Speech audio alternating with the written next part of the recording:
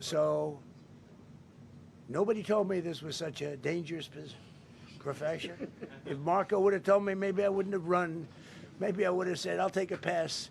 No, it's a dangerous profession, but I don't view it that way. Look, I can't imagine that there's any profession that's more dangerous, but I love the country and I'm very proud. I'm very proud of the job. The people that do the most, the people that make the biggest impact, they're the ones that they go after. They don't go after the ones that don't do much because they like it that way. And when you look at the people that have either, whether it was an attempt or a successful attempt, they're very impactful people. Just take a look at the names there, the big names. The man has been captured, and he's a sick person, a very sick person. And we don't want things like this to happen. And we're going to reschedule. We're going to do it again. We're not going to let anybody take over our society. We're not going to cancel things out because we can't do that. We wanted to stay tonight. I will tell you, I fought like hell to stay. But it was protocol. They said, please, sir. Well, thank you very much. That was very unexpected, but incredibly acted upon by Secret Service and law enforcement. And this was an event dedicated to freedom of speech that was supposed to bring together members of both parties with members of the press.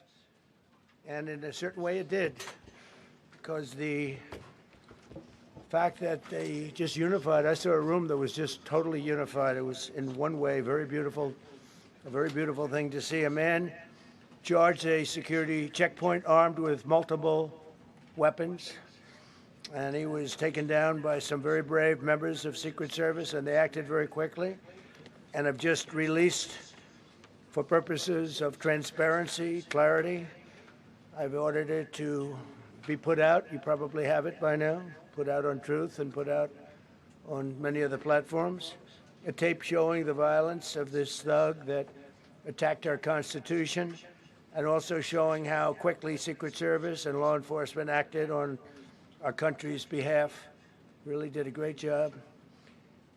One officer was shot, but saved by the fact that he was wearing obviously a very good bulletproof vest. He was shot from very close distance with a very powerful gun, and the vest did the job. I just spoke to the officer, and he's doing great. He's in great shape. He has very high spirits, and we told him we love him and respect him, and he's a very proud guy. He's very proud of what he does, Secret Service agent.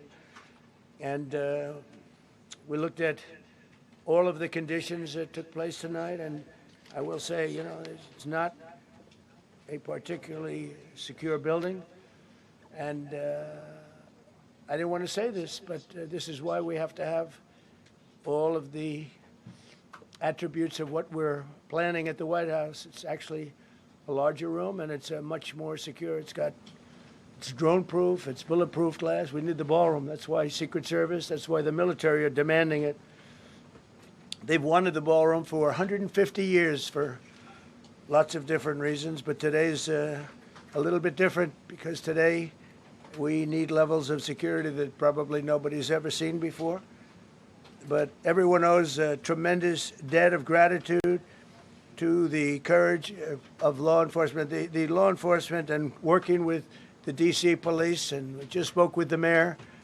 And when we're finished, the police chief is going to take over and discuss it also from their viewpoint. But they also performed exactly as they were supposed to. And you see the attacker in different positions, but you also see the attacker totally subdued and under control.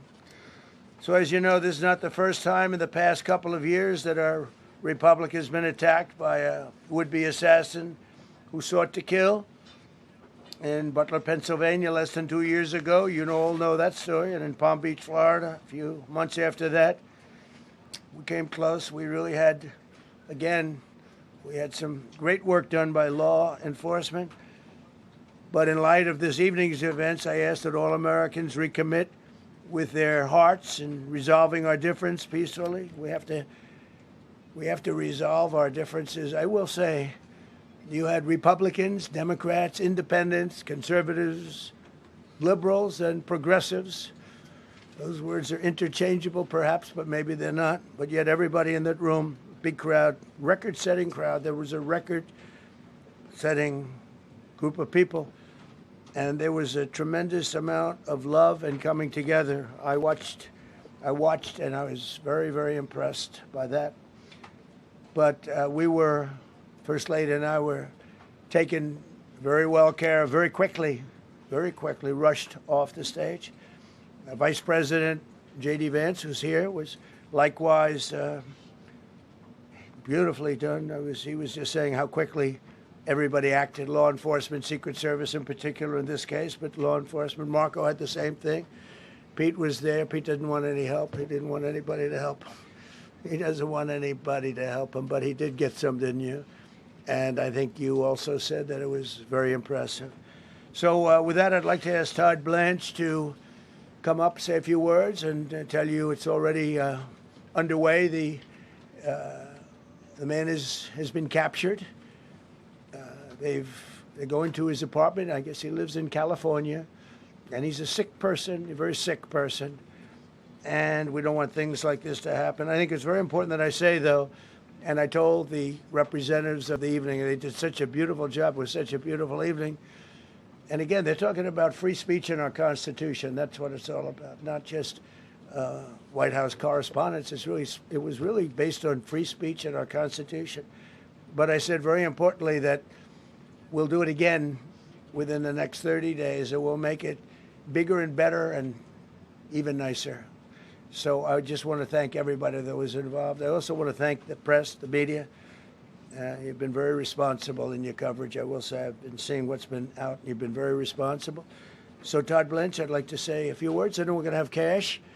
And then you're going to go on. We can ask, I guess we can take a couple of questions. I want to thank the First Lady that was a rather traumatic experience for her. There was a lot of action taking place up there very quickly. But again, the response time was really incredible. And we're going to reschedule. We're going to do it again. We're not going to let anybody take over our society. We're not going to cancel things out because we can't do that. We wanted to stay tonight. I will tell you, I fought like hell to stay.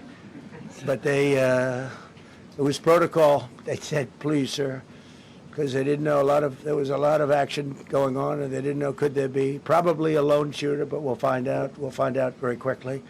They have it very well under control. So I want to thank everybody very much. And Todd Blanche, please. Madam Chairman. I just want to say you did a fantastic job. What a beautiful evening, and we're going to reschedule. Okay.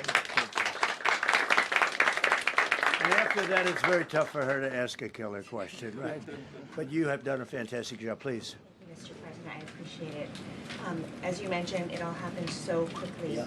And I wonder, especially because unfortunately you have experience with these sorts of threats, in that moment when you realized there was a threat and service agents were telling us to get down, can you describe what was going through your mind, how you were feeling in that moment?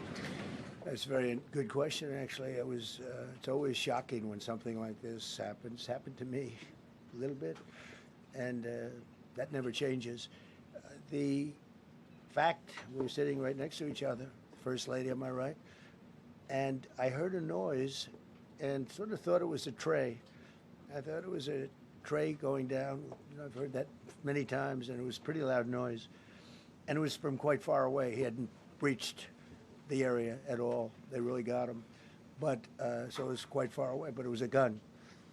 And some people really understood that pretty quickly. Other people didn't. I was watching to see what was happening. Probably should have gone down even faster. Melania was very cognizant, I think, of what happened. I think she knew immediately what happened. She was saying, that's a bad noise. And we were whisked away along with other people, but we were really whisked away. And again, the performance of the Secret Service and the police, all of the law enforcement, I thought was really good. So it was very quick. There wasn't a lot of time to be thinking because it was a matter of seconds before we were out the door and gone into an area. We very much, and you wanted to too, we very much wanted to continue it because I don't like to let these sick people, these thugs, these horrible, horrible people change the fabric of our life, change the course of what we do. So we held out. You were there. We held out right till the end, but they didn't want to take a chance, and I understand there was protocol. But we're going to be doing one hopefully within the next 30 days or sooner, and I am ready, willing, and able. And I was all set to really rip it. And I said to my people, this would be the most inappropriate speech ever made if I said what. So I'll have to save it. I don't know if I could ever be as rough as I was going to be tonight. I think I'm going to be probably very nice. I'll be very boring the next time, but we're going to have a great event. And you did a fantastic job. Thank you very much. Peter, go ahead. Thank you, President Trump. There's a report in the New York Post that this assailant assembled his weapon somewhere on site at the hotel. What do you think about that? And I ask respectfully, why do you think this keeps happening to you? Well, you know, I've studied assassinations, and I must tell you, the most impactful people, the people that do the most, you take a look at the people, Abraham Lincoln, I mean, you go through the people that have gone through this, where they got them, but the people that do the most, the people that make the biggest impact, they're the ones that they go after. They don't go after the ones that don't do much because they like it that way. And when you look at the people that have either, whether it was an attempt or a successful attempt, they're very impactful people. Just take a look at the names there, the big names. And I hate to say I'm honored by that, but I've done a lot. We've done a lot.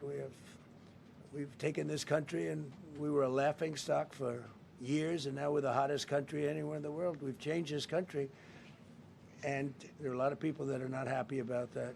So I think that's the answer, Peter. And after Butler, your team for a while rethought outdoor events. Yeah. Do you think that you now need to rethink No. indoor Well, events? but then you just don't do events. No, I can't do that. I have to, it is what it is. We have to do it. The room was very, very secure. You know, he charged from 50 yards away, so he was very far away from the room. And what did you think when you saw the video of how fast he was running? He was moving. He was really moving. And the reaction time was great. Boy, those guys, they had their guns drawn literally by the time he was there. They were shooting. That's right. I thought they were very impressive. And if I didn't, I'd let you know. You know, I'm not going to be, I would not stand for that. No, I thought they were very impressive. Thank you, President Trump, and thank Right. you for updating us on Thank the you. suspect earlier. Were you aware of any threats? Was your team aware of any threats beforehand? And do you believe you were the target of this tonight? I guess. I mean, these people they're crazy. They're crazy. And, you know, you never know. He was very far away from me. He had to go through a lot.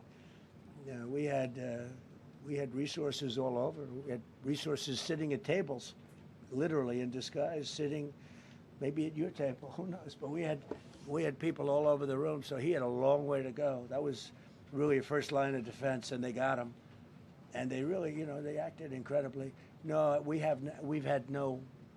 there was no notification. We had no idea. Go ahead, Do you know Kevin. any political motivations from this? Well, you never know. Now, we'll be able to tell you that maybe by tomorrow or the next day. You know, he's in custody, and they're asking him a lot of questions. I guess they're going over, Todd, and they're already at his apartment. He lives in California. Yes, sir. And they're over there, so they'll be able to tell you. Thank you, Caitlin. President Trump, did the suspect say anything, or was he wearing anything that would allege some type of motive here? No, I mean, he was a guy who looked pretty evil when he was down. You know, they had him down. He was fighting hard. He was, in my opinion, a sick person. Who would do that but a sick person? But I think you're going to find everything about him. No reason to talk about it now. But tomorrow at this time, long before this time, you're going to know a lot of things about him. They seem to think he was a lone wolf, and I feel that too. Are you concerned about U.S. Secret Service protection ability? We saw several of the detailees take minutes to be escorted out of the room. No, they acted very quickly. No, I was very impressed by Secret Service. I mean, I'm the one, and Mark Wayne, you would agree with that, I think. Absolutely. I'm the one that would complain. You don't have to complain for me. I would be complaining. I'd be up here right now saying they didn't do their job. Oh, believe me, because, you know, it's my life. And I want to live because I want to make this country great. That's why I want to live.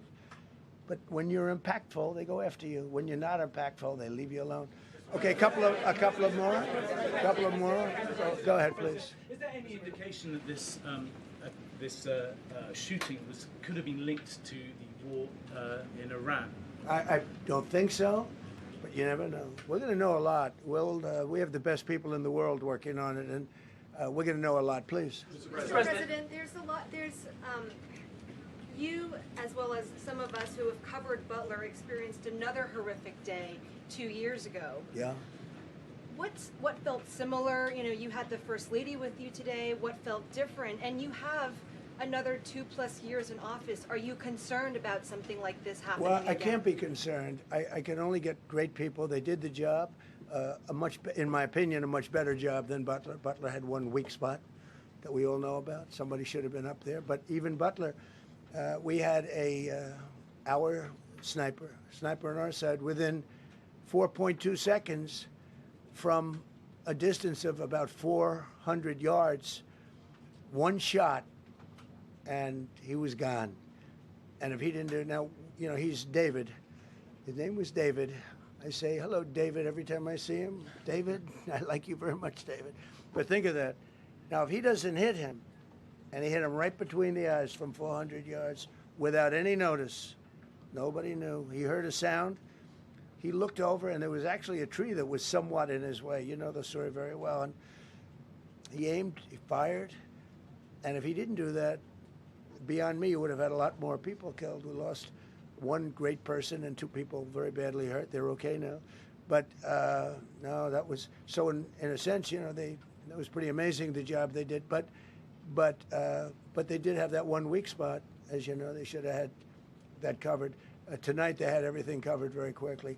And he was fast. He was running full blast, and they got him before they got any further. I was very far away. You know, he hadn't anywhere close to breach the doors of the ballroom. The ballroom was sealed, and everybody in there. That's why once those doors opened, they didn't want to do tonight. If the doors weren't opened, we could have probably done it tonight, but I think we're much better off rescheduling. Yeah, please. Mr. President, for you and perhaps law enforcement as well, what is the level of confidence that this was a lone actor, and has the suspect made any statements to police while in custody? Yeah, I think it's just it's not my profession. We have great professionals up here and outside that have been working with us. My impression is he was a lone wolf, whack job. These are crazy people. And they have to be dealt with. We had that in the second attempt, as you know, and he's spending life in prison. Because if you let him out, they'll probably, you know, if he serves 10 years or 15 years, you let him out, he'll probably try it again with somebody else. They're sick people.